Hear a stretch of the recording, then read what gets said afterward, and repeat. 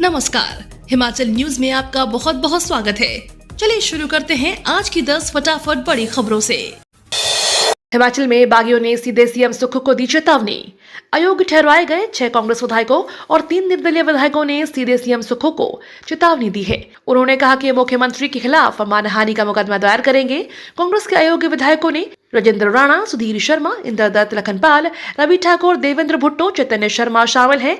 साथ ही 3 निर्दलीय विधायकों होशियार सिंह, आशीष शर्मा और केएल ठाकुर ने भी आवाज बुलंद की है। 4 जून को देश के साथ साथ हिमाचल में भी बनेगी बीजेपी की सरकार। देश में लोकसभा चुनाव की घोषणा हो चुकी है। पहाड़ी राज्य हिमाचल प्रदेश में 7वें और आखिरी चरण में 1 जून को चुनाव होना है। प्रदेश की 4 लोकसभा सीटों के साथ 6 विधानसभा सीटों पर भी उपचुनाव होने जा रहा है। इस बीच हिमाचल प्रदेश के पूर्व मुख्यमंत्री और नेता प्रतिपक्ष जयराम ठाकुर ने बड़ा दावा किया है। जयराम ठाकुर ने कहा कि जहां एक तरफ तीसरी बार केंद्र में बीजेपी की सरकार बनने जा रही है, तो वहीं 4 जून को हिमाचल प्रदेश में भी बीजेपी की सरकार बनेगी। आम चुनाव की घोषणा के साथ अनुराग ठाकुर ने तेज किया प्रचार। लोकसभा चुनाव की घोषणा के साथ ही संसदीय क्षेत्र हमीरपुर में राजनीतिक सरगर्मियां तेज हो गई हैं। भाजपा व कांग्रेस के नेता और संगठन के पदाधिकारी सक्रिय हो चुके हैं। भाजपा ने केंद्रीय मंत्री अनुराग सिंह ठाकुर को प्रत्याशी घोषित किया है, जिन्होंने संसदीय क्षेत्र में गतिविधियां बढ़ा दी हैं। कांग्रेस अब तक उम्मीदवार तय नहीं कर पाई है। अनुराग ठाकुर खेल महाकुंभ के माध्यम से युवाओं व खिलाड़ियों को अपने साथ जोड़ने में कोई और कसर नहीं छोड़ रहे हैं। हिमाचल में लटक गई हजारों भर्तियां, अब लोकसभा चुनाव के बाद ही हो पाएंगी नियुक्तियां। हिमाचल प्रदेश में अब लोकसभा चुनाव के बाद ही स्कूलों में हजारों शिक्षक नियुक्त होंगे। देश में आदर्श चुनाव संहिता लगने से टीजीटी, जेबीटी, कंप्यूटर शिक्षकों की भर्तियां लटक गई हैं। 2 दिन पहले 1023 टीजीटी का बैचवाइज भर्ती के माध्यम से चयन हुआ है। इन शिक्षकों को नियुक्तियों के लिए अब जून तक का इंतजार करना होगा। 1161 पदों पर जेबीटी ने बैचवाइज भर्ती का परिणाम भी जून में ही जारी होगा। मंत्री विक्रमादित्य ने चलाए जेसीबी, 14 मशीनों को दिखाई हरी झंडी। लोक निर्माण और शहरी विकास मंत्री विक्रमादित्य सिंह ने तारा देवी में करीब 23 करोड़ रुपए से खरीदी 102 नई मशीनों में से 14 जेसीबी को हरी झंडी दिखाकर रवाना किया। शिमला जोन के ठियोग उपमंडल को 3, चौपाल को 2, धामी को 3, रोहडू को 2, शिमला डिवीजन नंबर 1, जुब्बल, कोटखाई और एनएच ठियोग के लिए 1-1 मशीनें आवंटित हुई हैं। चुनाव को लेकर शिमला पुलिस ने पुख्ता इंतजाम, सील होंगे इंटरनेशनल बॉर्डर। लोकसभा चुनाव की घोषणा के बाद अब शिमला पुलिस ने सुरक्षा व्यवस्था के लिए इंतजाम कर दिया है। जिला में चुनाव शांतिपूर्ण और निष्पक्ष तरीके से हो, इसके लिए शिमला पुलिस ने प्लान तैयार किया है। इस प्लान के तहत अब अंतर्राज्यीय बॉर्डर सील किए जाएंगे। अंतर्राज्यीय बॉर्डर से आने जाने वाले लोगों पर कड़ी निगरानी रखी होगी। छात्रों को 25% आरक्षण की होगी जांच। प्रदेश सरकार ने गैर बहुसंख्यक प्राइवेट स्कूलों में दाखिल आर्थिक रूप से कमजोर वर्ग के 25% छात्रों का पता लगाने के लिए प्रत्येक जिले में कमेटी का गठन किया है। कमेटी इन बच्चों की ओर से खर्च की गई फीस वापसी हेतु दस्तावेजों की जांच भी करेगी। प्रदेश सरकार ने 5 मार्च को प्रारंभिक शिक्षा निदेशालय द्वारा जारी दिशा निर्देशों को मुख्य न्यायाधीश MS रामचंद्र राव और न्यायाधीश ज्योत्सना रिवाल दुआ की खंडपीठ के समक्ष रखते हुए यह वक्तव्य दिया। हिमाचल में नहीं बढ़े बिजली के रेट। राज्य विद्युत नियामक आयोग ने 1 रुपए प्रति यूनिट बढ़ाकर दिया टैरिफ। हिमाचल में राज्य विद्युत नियामक आयोग ने अगले वित्त वर्ष के लिए बिजली का टैरिफ जारी कर दिया है।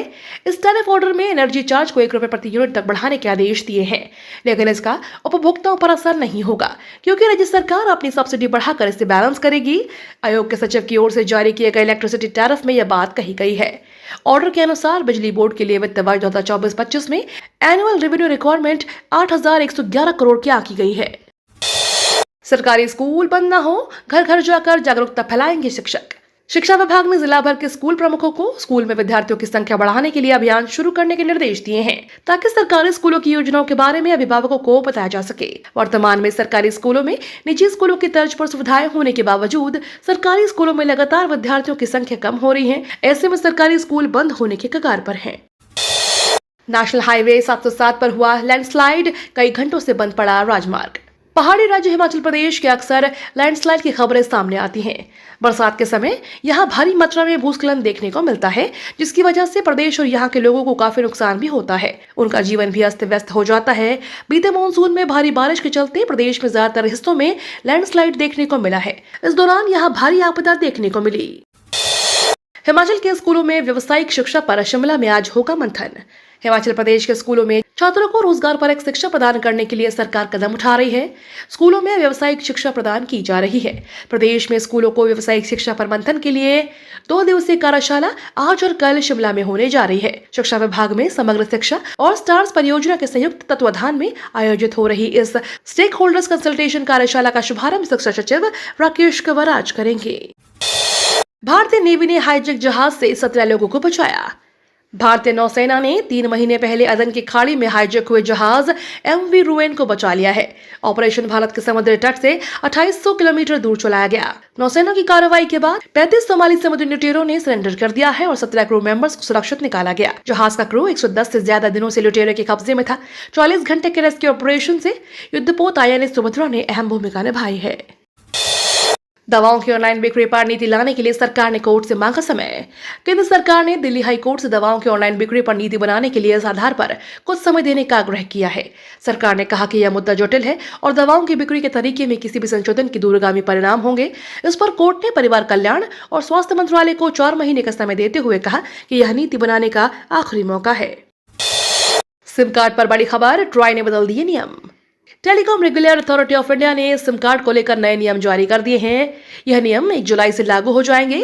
ट्राई के मुताबिक मोबाइल यूजर्स ने यदि हाल ही में अपने सिम कार्ड को स्वैप यानी सिम अदला बदली किए हैं तो वे अपना मोबाइल नंबर पोर्ट नहीं कर पाएंगे। इसके लिए 7 दिनों का इंतजार करना पड़ेगा। इसके बाद ही मोबाइल नंबर को पोर्ट करा सकेंगे। यह नियम साइबर फ्रॉड और ऑनलाइन ठगी पर लगाम लगाएगा। पीएम मोदी के व्हाट्सएप मैसेज पर विवाद, कांग्रेस ने की शिकायत।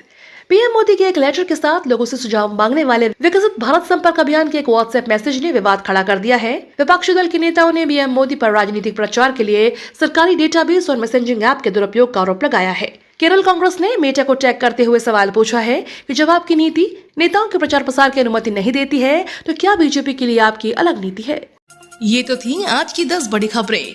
डेली खबरों से अपडेट रहने के लिए चैनल को सब्सक्राइब करना बिल्कुल न भूलें।